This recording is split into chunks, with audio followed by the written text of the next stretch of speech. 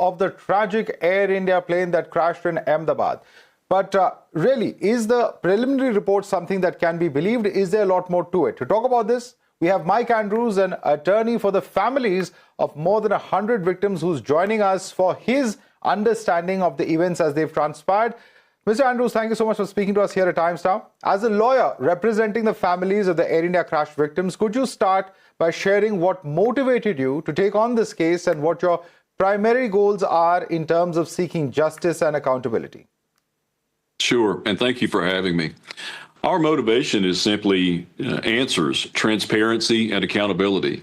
The families have obviously earned the right to know exactly what happened, how it happened, and why it happened. And then if parties are to be held responsible, we intend to assist with that. Our work in previous crashes has been to uncover the root cause of any failure in aviation. And as you know, aviation safety affects everyone. And so our goal here, first and foremost, is to learn exactly what happened, how and why. Right.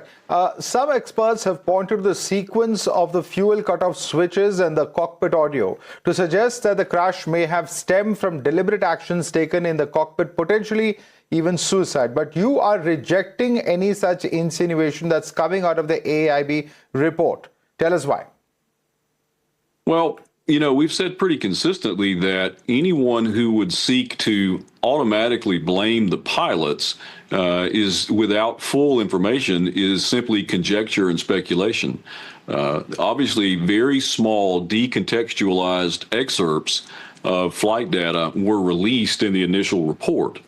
Those releases tend to focus only on this fuel switch issue without giving more information in the context. Also, it did not explicitly blame the pilots.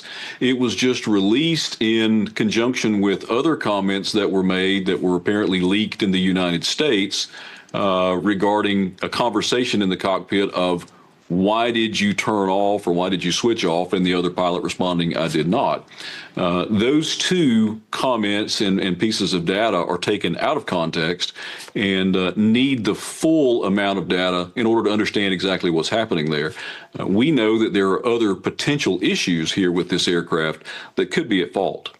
Right. And Mr. Andrews, you've argued that the aircraft had been dogged by other technical concerns. You've also talked about its portable water system, for instance, that supplies safe drinking water for passengers and crew, and its proximity to sensitive electronics. You've said that even if it doesn't ruin the component, it can trigger a reset, and that can then cascade and initiate an engine shutdown. Why would you think that this is a more compelling theory? Well, we believe that, first of all, we need the data to understand exactly what happened. So we're working from potential theories of what could have happened here.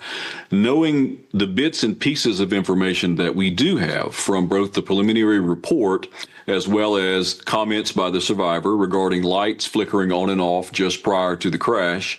Additionally, the video that shows the deployment of the rat and what we understand to be prior to the timeline of the switch involvement, all of those things